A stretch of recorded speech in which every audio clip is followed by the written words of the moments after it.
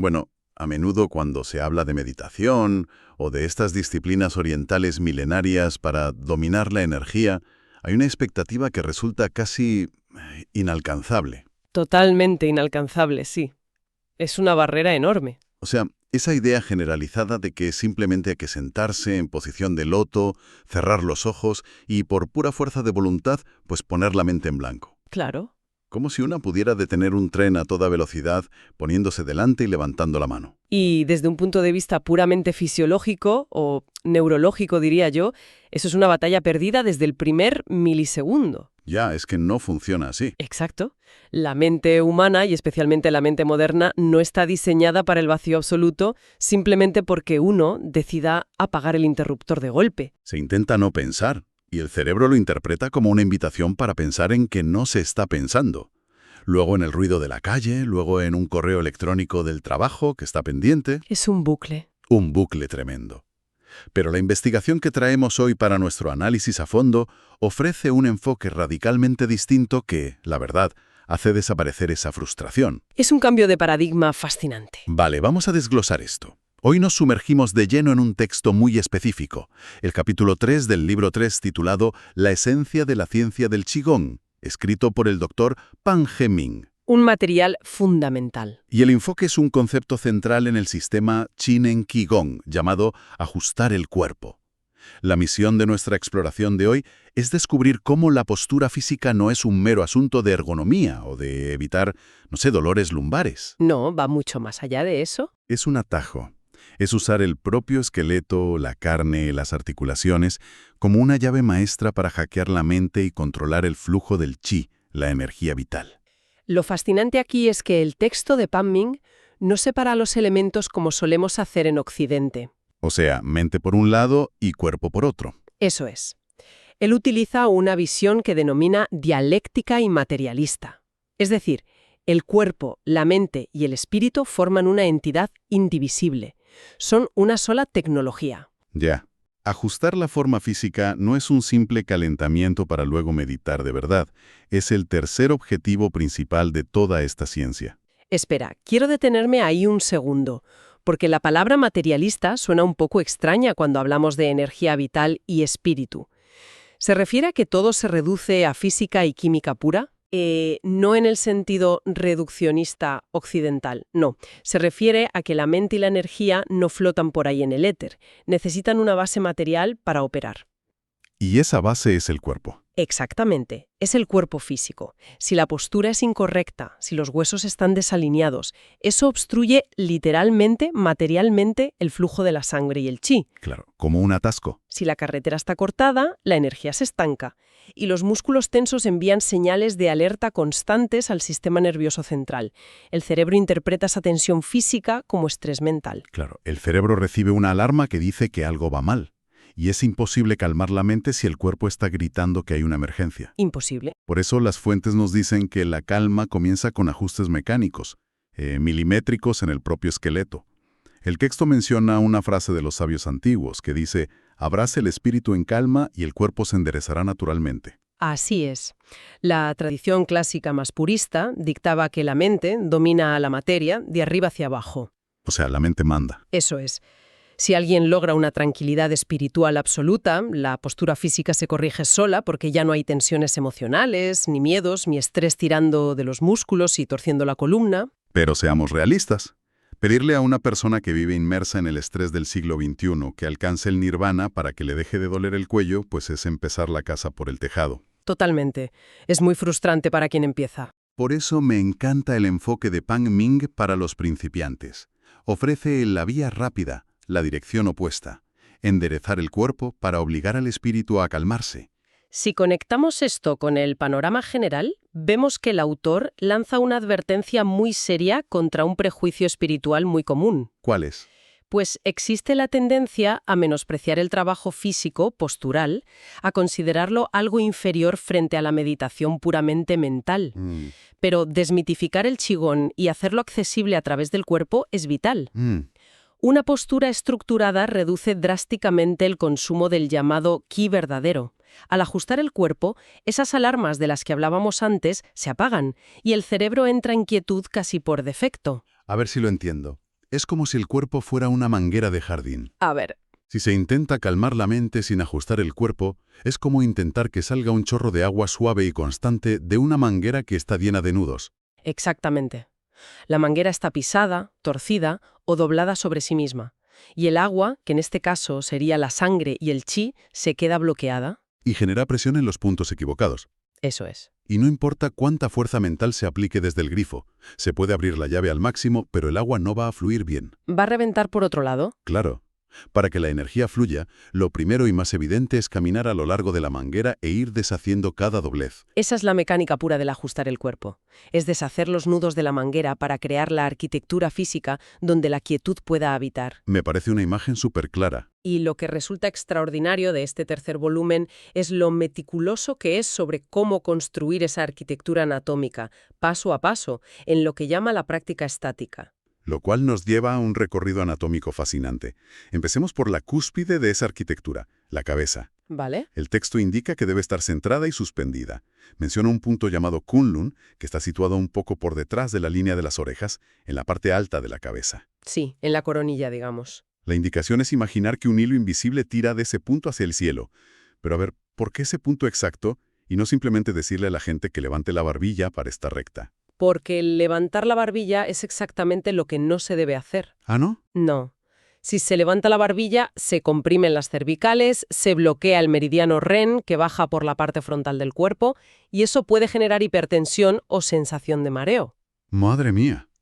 El leve estiramiento desde el punto Kunlun alarga la nuca y mete la barbilla ligeramente hacia adentro. Libera la base del cráneo, permitiendo que la energía suba sin obstáculos. El truco para principiantes que sugiere el texto me parece brillante. Propone imaginar que se camina equilibrando una pequeña bola de cristal en esa leve depresión superior de la cabeza. Es una imagen muy potente. Solo ese esfuerzo de visualización ya requiere una atención constante que ancla la mente. Pero si tenemos la cabeza suspendida, aquí es donde se pone realmente interesante. ¿Qué pasa con el rostro? Con los ojos, ¿te refieres? Específicamente sí, los ojos. El texto los llama los pioneros del corazón. La instrucción básica es cerrarlos lenta y uniformemente para evitar que la luz y los estímulos visuales dispersen la energía. Pero hay un protocolo muy particular que se detalla para situaciones de emergencia durante la práctica. Sí. Esto me dejó sin palabras cuando lo leímos. Resulta que si uno está practicando y de repente hay un sobresalto, un ruido fuerte en la calle, una palpitación o un pico de ansiedad... Un susto, vaya. Exacto. El instinto animal es abrir los ojos de golpe para evaluar el peligro. Pero el texto dice que hacer eso rompe completamente la quietud y dispersa la energía de forma brusca. Así es. La instrucción es mantener los ojos cerrados y mirar lentamente hacia la izquierda 3 veces, y luego a la derecha 4 veces. Sin mover la cabeza. Es un nivel de precisión asombroso y tiene una base muy sólida en la medicina tradicional china. Pero a ver, ¿por qué 3 veces a la izquierda y 4 a la derecha? O sea, si una casi superstición, como dar 3 golpecitos en la madera para no tener mala suerte. ¿Cuál es la mecánica fisiológica detrás de esto? No es magia, es neurobiología antigua. En la teoría de los meridianos, los ojos están profundamente conectados con el hígado. Con el hígado. Sí, el hígado, energéticamente hablando, rige el flujo suave de las emociones y está asociado a la respuesta de sobresalto o de ira. En la numerología energética de este sistema, los números 3 y 4 están vinculados a la frecuencia del elemento madera, que es el que corresponde al hígado. ¿Los 3? Al mover el globo ocular de esa manera rítmica y contar, se está obligando al sistema nervioso parasimpático a tomar el control. Es como un hackeo de hardware directo al cerebro, ¿no? Como calibrar la lente de una cámara. Se interrumpe el bucle de pánico de la amígdala mediante un estímulo físico y ocular repetitivo. Exactamente. Pequeños ajustes mecánicos que cambian el enfoque del sistema nervioso. Se reconduce esa energía defensiva que saltó por el susto, calmando el sistema desde adentro hacia afuera. Es alucinante. Y funciona. Y si seguimos bajando por el rostro, llegamos a la boca. La instrucción es colocar la punta de la lengua en el paladar superior, justo detrás de los dientes. Que es algo que se ve en muchas otras disciplinas, como el yoga, pero aquí se explica su función estructural. La lengua actúa como un puente eléctrico o un interruptor. Un interruptor de energía. Eso es. Cierra el circuito entre los dos canales de energía más importantes. El meridiano REN, que desciende por la parte delantera, y el meridiano DU, que sube por la columna vertebral. Y el texto menciona un efecto secundario de cerrar este circuito, que es la generación de una saliva especial, que describe literalmente como dulce como la miel. Sí, el rocío de jade, lo llaman a veces. Lo primero que uno pensaría es tragarla sin más o escupirla, pero las fuentes le dan una importancia tremenda. Dicen que hay que tragarla visualizando que baja hasta el ombligo, a una zona llamada dantian. ¿Qué está pasando fisiológicamente ahí? ¿Por qué la saliva de repente sabe dulce? Bueno, en este estado de profunda relajación y conexión de meridianos, las glándulas sublinguales segregan un tipo de saliva diferente. Es muy rica en enzimas y, según la teoría del Qigong, está cargada de la esencia pura de la energía del cuerpo. ¿Vale? Con intención, se está enviando físicamente esa energía refinada de vuelta a la batería para que se almacene. Es un proceso literal de recarga. Pero claro, para que esa batería se cargue correctamente, el embalse tiene que estar en la posición adecuada. Y aquí llegamos a la zona más difícil y crítica de todas, la cintura. La cintura. Y más concretamente la zona lumbar, el Mingmen. El Mingmen, o puerta de la vida, está situado en la columna lumbar, justo entre los riñones. Pan Ming insiste en que la cintura es el motor principal del cuerpo humano. Totalmente. Sin embargo, debido a nuestra biología y sobre todo a nuestros hábitos modernos, esa zona suele estar rígidamente curvada hacia adentro. Exacto, la famosa curvatura lumbar. Si uno va a un especialista en ergonomía de oficina, lo primero que hace es ponerte un cojín en la silla para mantener esa curva pronunciada. Para forzarla así. Pero el Qigong dice exactamente lo contrario. El objetivo es perder el exceso de esa curvatura natural, relajar la zona lumbar y hacer que empuje ligeramente hacia atrás hasta que la espalda quede prácticamente plana. Si conectamos esto con el flujo de energía, la explicación es rotunda. Si la zona lumbar está hundida hacia adentro de forma rígida, crea un cuello de botella anatómico. El nudo en la manguera. Justo. El chi no puede descender al dantian ni a las piernas. Entonces, en lugar de nutrir el cuerpo hacia abajo, la energía choca contra esa curva y rebota violentamente hacia arriba, hacia la cabeza. Generando lo que las fuentes llaman un yang falso. Exactamente. Dolores de caleja tensionales, enrojecimiento facial repentino, mareos, presión craneal, irritabilidad constante. ¡Qué barbaridad! Muchos de estos síntomas provienen de un Mingmen bloqueado. El hundir levemente el pecho y aplanar la zona lumbar es una necesidad mecánica para evitar que la energía se quede atrapada en el cráneo. Y para lograr abrir esta zona, el texto describe un ejercicio específico. Y tengo que confesarlo, al leerlo pensé, madre mía, esto es una tortura. Las sentadillas, ¿verdad? Las famosas sentadillas de pared. Uno se coloca de pie, con las puntas de los pies tocando literalmente el rodapié de una pared. Pegado. Pegado. Y desde ahí, el objetivo es hacer una sentadilla profunda, bajando hasta el suelo mientras la punta de la nariz roza la pared. Es un desafío inmenso para cualquier principiante.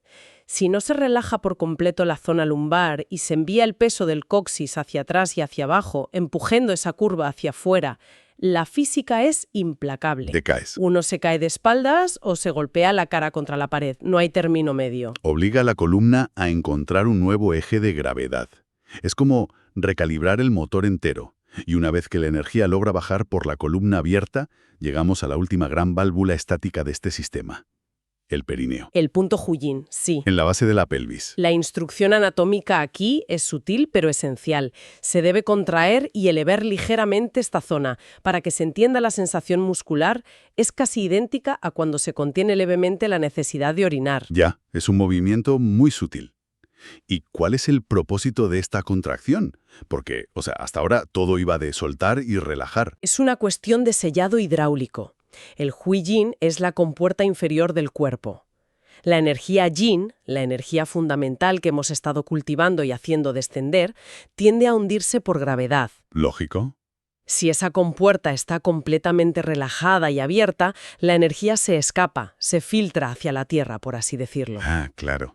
Al cerrar levemente este punto, se completa el circuito interno. La energía llega abajo, choca contra este sello y vuelve a subir para circular y nutrir los órganos. Es como ponerle el tapón a la bañera antes de abrir el grifo. Tiene todo el sentido del mundo. Pero, claro, Hasta aquí hemos descrito a una persona inmóvil. En estático, sí. La cabeza suspendida tirando hacia arriba, la cintura relajada hacia atrás, el perineo sellado por debajo, la lengua en el paladar. Parece que hace falta el 100% de la capacidad cerebral solo para mantenerse de pie correctamente. Y al principio es así, te lo aseguro. Sin embargo, gran parte del Qigong y de la vida en general es dinámico. Nos movemos. Y ahí radica el verdadero reto de esta práctica. Mantener esta arquitectura interna impecable mientras los miembros se desplazan por el espacio. Pan Ming aborda esto introduciendo los requisitos para el movimiento y el concepto más incomprendido de todos, el de la relajación dinámica. Sí, esto quería tratarlo. Entonces, ¿qué significa todo esto de la relajación cuando uno se está moviendo? Me encanta desafiar la idea occidental que tenemos de relajar. Es que tenemos una idea muy equivocada. En nuestra cultura, relajar es desplomarse. Estirarse en el sofá después de trabajar, encorvarse, soltar todo el tono muscular. Pero el texto dice que relajar el cuerpo en movimiento no es colapsar. Debe existir una plenitud de la mente. Exacto, plenitud. Es un concepto un poco abstracto. Si no es colapsar como un muñeco de trapo, ¿cómo se siente físicamente? No es desplomarse, pero tampoco es tensión muscular rígida. Es una expansión interna. Como un globo inflado, tal vez. Un globo es una buena aproximación, porque el aire empuja desde adentro hacia afuera, pero la goma del globo es muy fina y se rompe bajo presión externa. La sensación que describe el Qigong necesita más sustancia, más soporte estructural. Como un neumático de coche. Pensemos en las ruedas de un vehículo.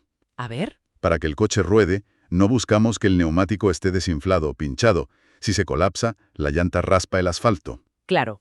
Pero tampoco queremos que la goma sea de acero rígido, porque cualquier bache destruiría la amortiguación de golpe.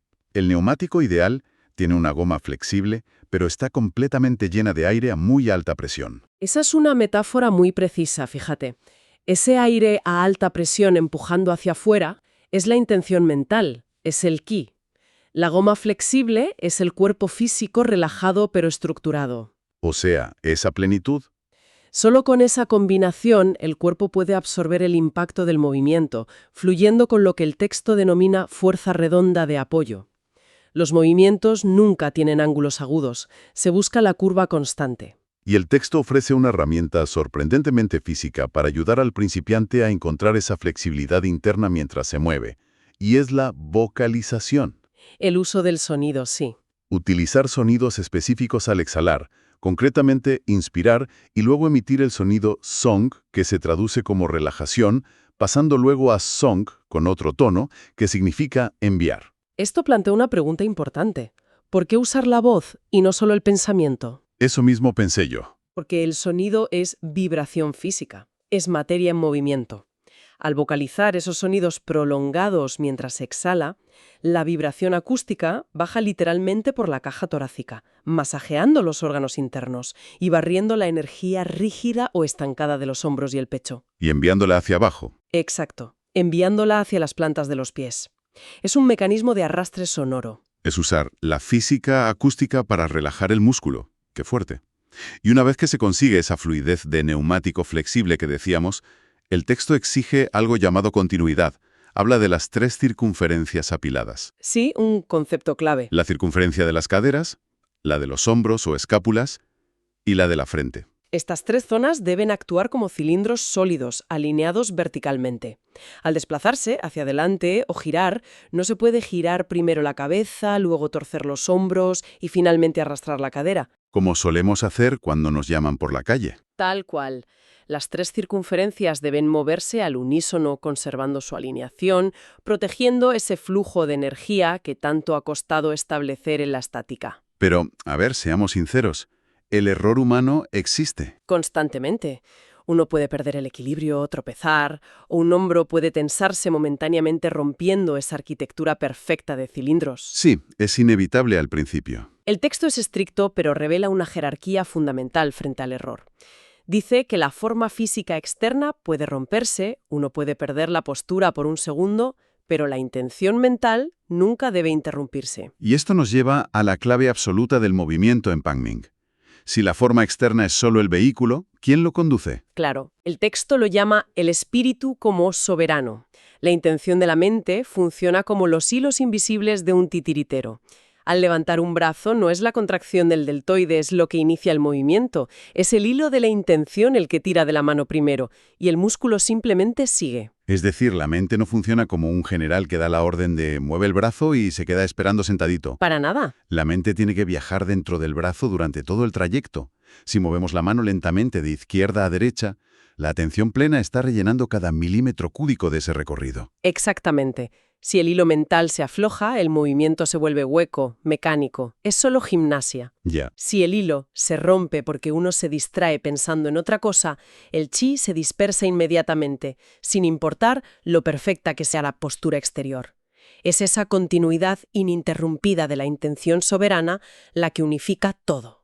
¡Qué maravilla! Hace que la respiración se acompase, que el peso fluya y que externamente parezca una danza fluida, mientras que, internamente, es un acto de concentración titánica sostenida en el tiempo. Y llegados a este punto, si damos un paso atrás y observamos el panorama completo de lo que hemos desglosado hoy de este capítulo 3, el mensaje golpea con una fuerza increíble. Es un antes y un después. Ajustar el cuerpo, suspender la cabeza milimétricamente desde el Kunlun, aplanar el Mingmen contra la pared, sellar el Huiyin, llenar el movimiento con sonido y atención redonda. Todo encaja. Todo esto no es un prefacio a la meditación, no es calistenia para calentar.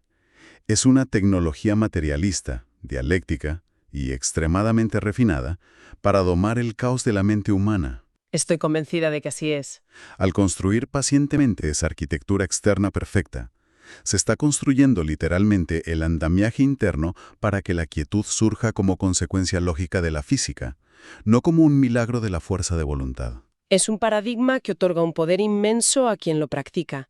Saca la paz mental del terreno místico, donde parece depender de un talento especial o de estar en una montaña aislada, y la aterriza en la anatomía pura y dura. Exacto. Nos dice, si quieres calmar tus pensamientos, empieza por desenredar la manguera de tus propios tendones.